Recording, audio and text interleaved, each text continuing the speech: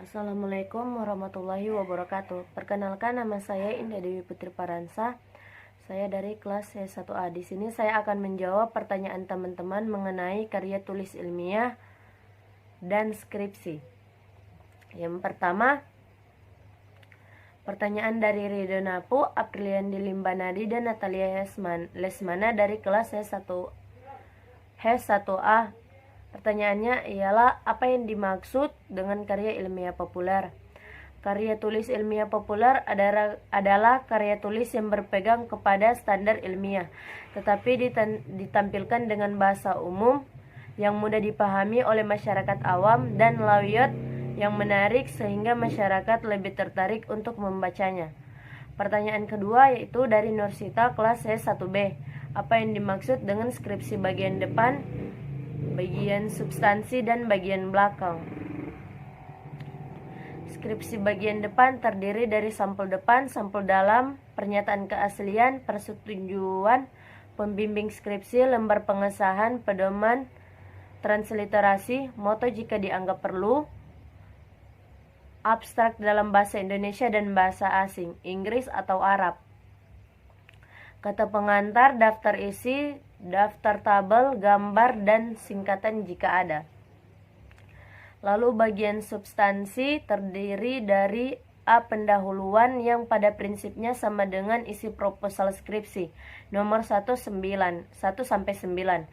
tetapi dimungkinkan terjadi penyempurnaan sesuai dengan perkembangan penelitian atau perubahan dikarenakan adanya data tambahan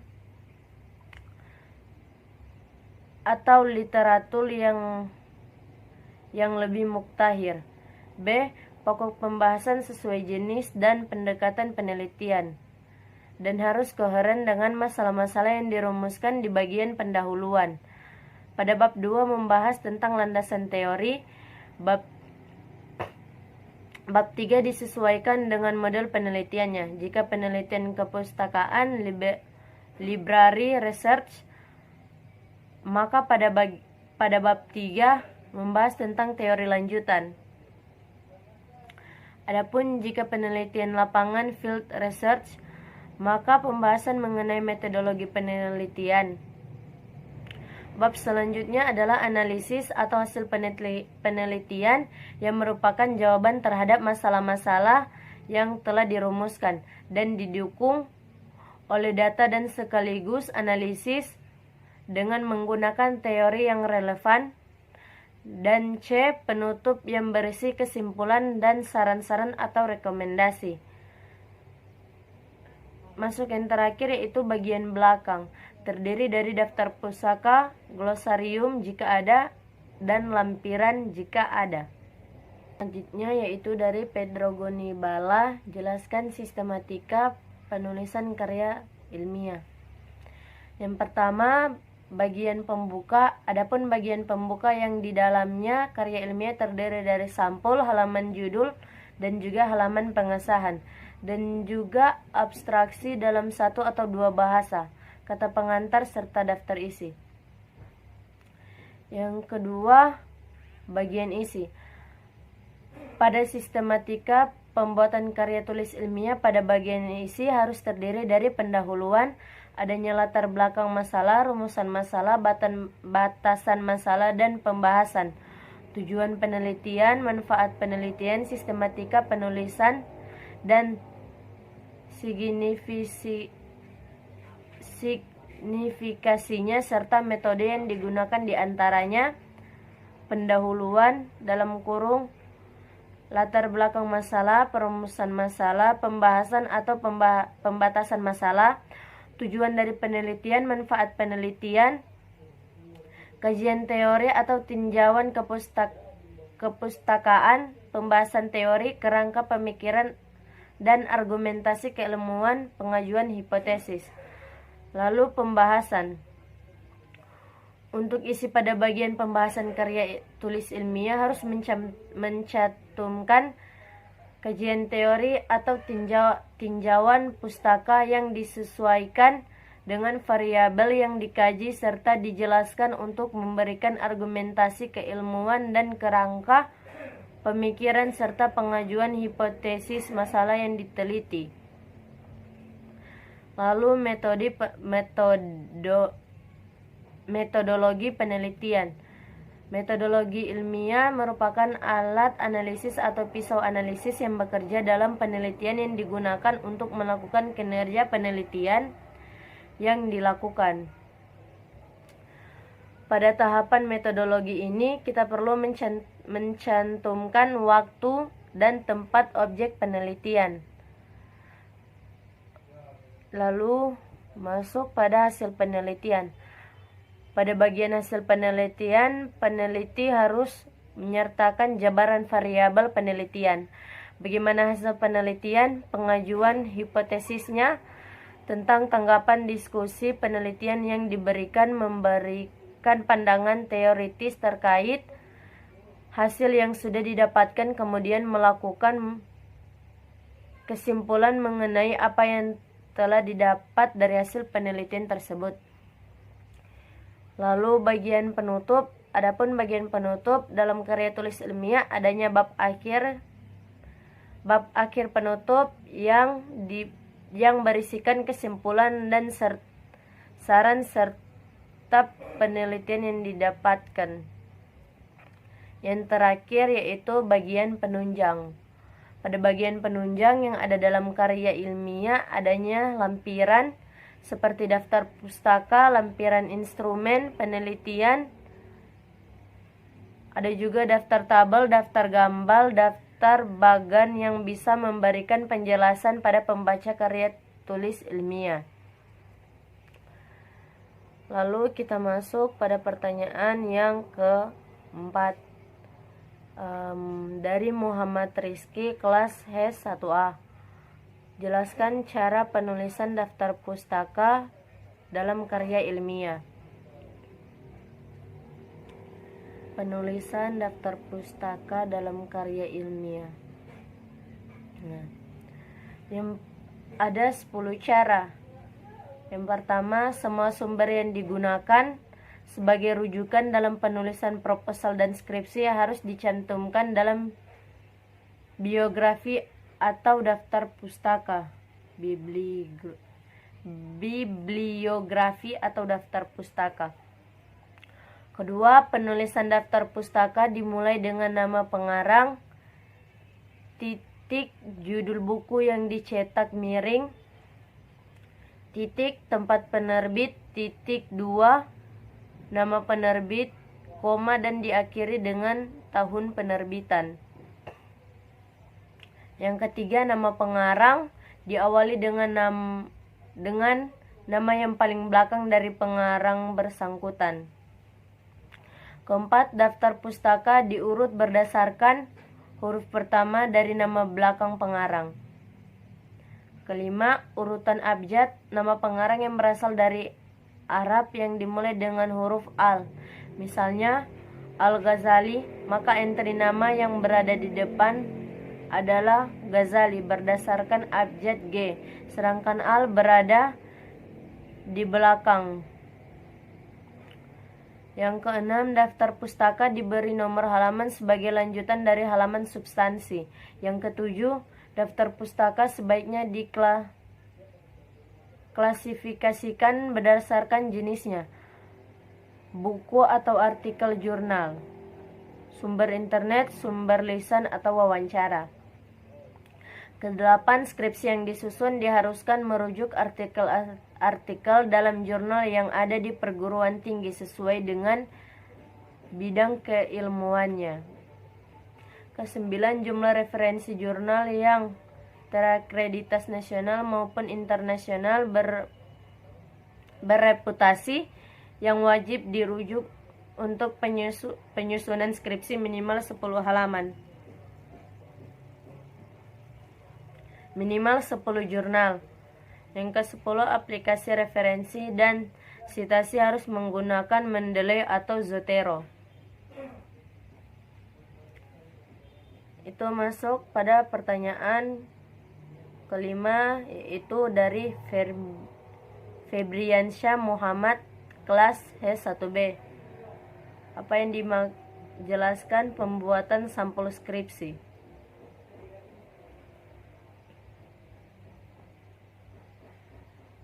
Sampul skripsi. Nah.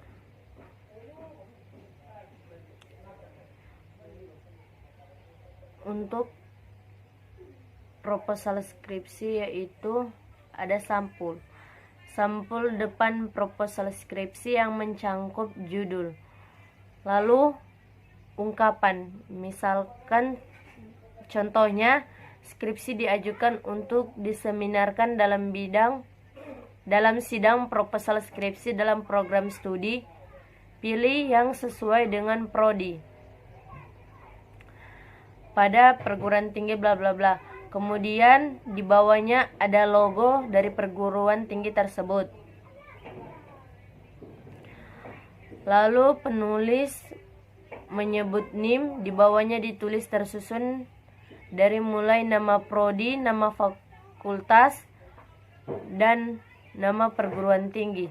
Tempat dan tahun pengajuan dengan menulis angka tahun Hijriah dan Masehi.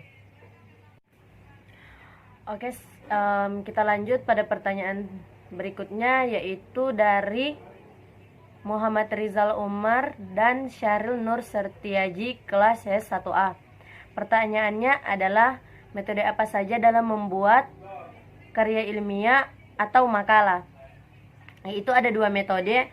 Yang pertama metode kuantitatif dan metode kualitatif.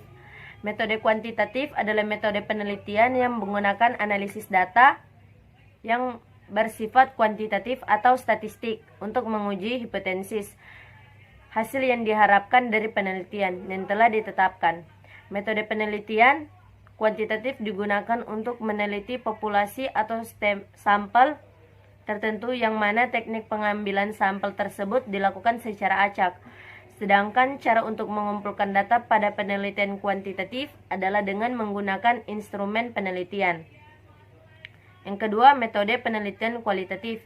Metode penelitian kualitatif adalah metode penelitian yang digunakan untuk meneliti kondisi objek yang alamiah di mana peneliti merupakan instrumen kunci. Hasil penelitian kualitatif lebih menekankan makna daripada generalisasi.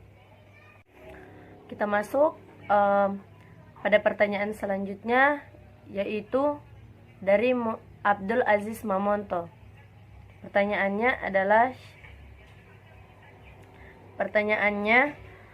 adalah jelaskan syarat judul sebuah karya ilmiah.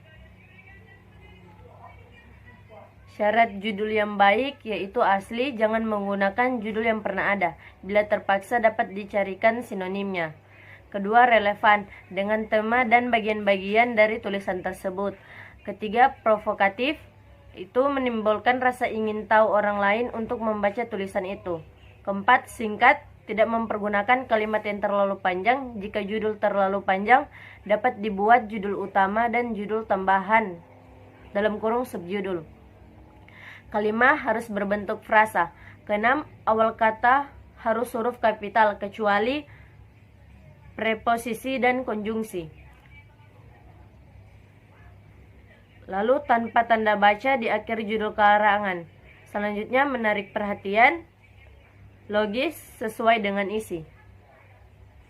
Kita masuk pada pertanyaan selanjutnya, yaitu dari Makfira Botutihe, kelas S1A. Berapa ukuran huruf dalam menulis judul pada karya ilmiah dan skripsi? Yaitu naskah skripsi diketik dengan huruf standar, yaitu Times New Roman,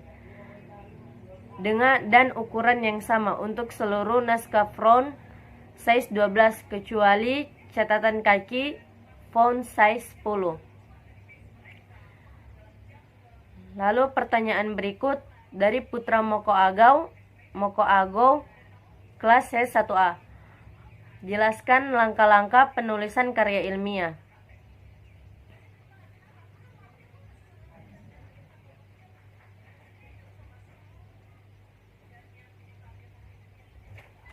Langkah-langkah penulisan karya ilmiah, yang pertama menentukan masalah atau topik. yaitu dengan cara memilih secara teliti paduan pertanyaan.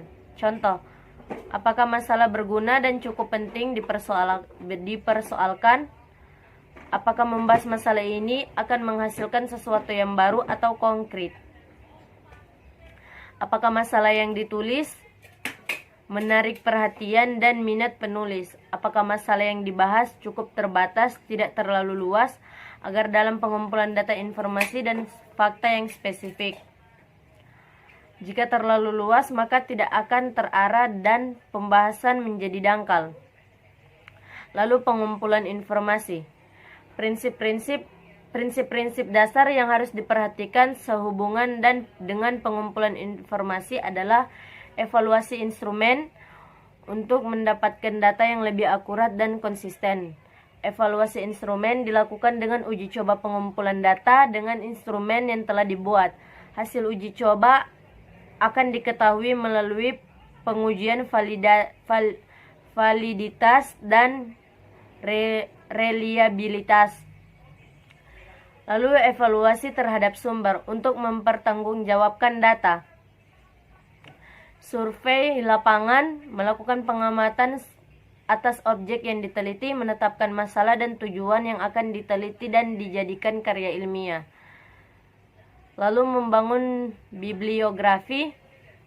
Bibliografi berarti kegiatan teknis membuat deskripsi untuk suatu cantuman tertulis atau pustaka yang telah diterbitkan yang tersusun secara sistematik berupa daftar menurut aturan yang dikehendaki. Dengan demikian, tujuan bibliografi adalah untuk mengetahui adanya suatu buku atau pustaka atau sejumlah buku atau pustaka yang pernah diterbitkan. Yang kelima, menyusun hipotesis. Menyusun dugaan-dugaan yang menjadi penyebab dari objek penelitian. Hipotesis ini merupakan prediksi yang ditetapkan ketika Anda mengamati objek penelitian. Yang keenam, menyusun rancangan penelitian. Menyusun rancangan penelitian sebagai langkah ketiga dari langkah-langkah menulis karya ilmiah. Ini merupakan kerangka kerja bagi penelitian yang dilakukan. Ketujuh, melaksanakan percobaan berdasarkan metode yang direncanakan merupakan kegiatan nyata dari proses penelitian dalam bentuk percobaan terkait penelitian yang dilakukan. Anda lakukan percobaan yang signifikan dengan objek penelitian. Kedelapan, melaksanakan pengamatan dan pengumpulan data. Setelah melakukan percobaan atas objek penelitian yang dengan metode yang direncanakan, maka selanjutnya Anda melakukan pengamatan terhadap objek percobaan yang dilakukan tersebut. Kesembilan, menganalisis dan menginterpretasikan data. Menganalisis dan menginterpretasikan hasil pengamatan yang sudah dilakukan. Anda coba untuk menginterpretasikan segala kondisi yang terjadi pada saat pengamatan. Di langkah inilah Anda mencoba untuk meneliti dan memperkirakan apa yang akan terjadi dari pengamatan dan pengumpulan data. Lalu yang terakhir yaitu merumuskan kesimpulan dan atau teori. Merumuskan kesimpulan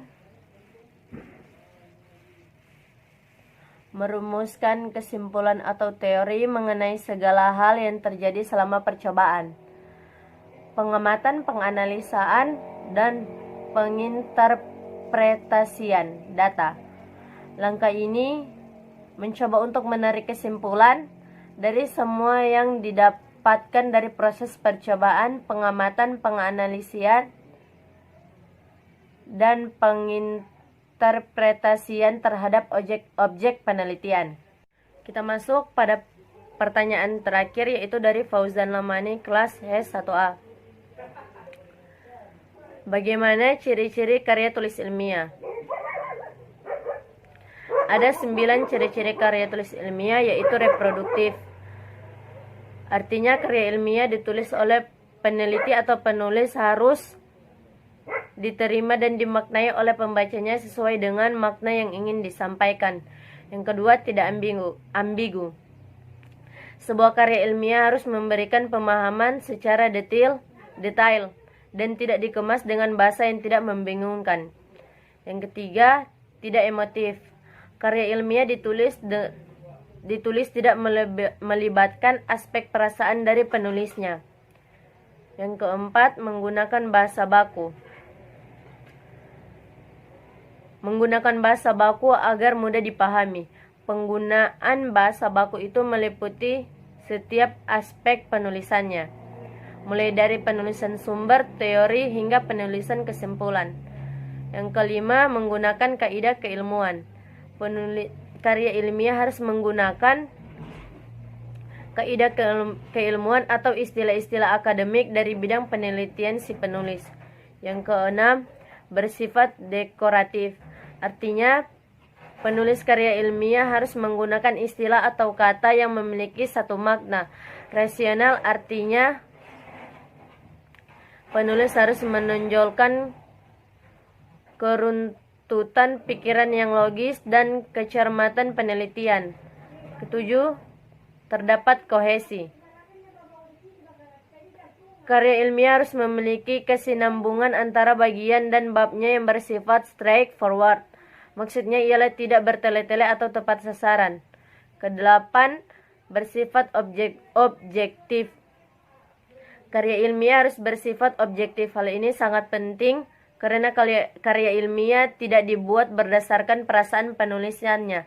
Karya ilmiah harus menunjukkan fakta-fakta dan data-data dari hasil analisisnya. Yang terakhir yaitu kalimat efektif. Penulisan karya ilmiah harus menggunakan kalimat efektif. Ciri ini berkaitan dengan semua ciri sebelumnya.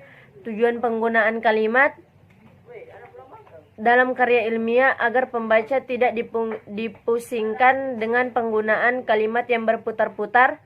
Penggunaan kalimat seperti itu hanya akan membuat pembaca bingung. Itulah pertanyaan-pertanyaan dari teman-teman yang telah saya jawab. Apabila ada salah kata mohon dimaafkan. Wabillahi taufik wal hidayah. Wassalamualaikum warahmatullahi wabarakatuh.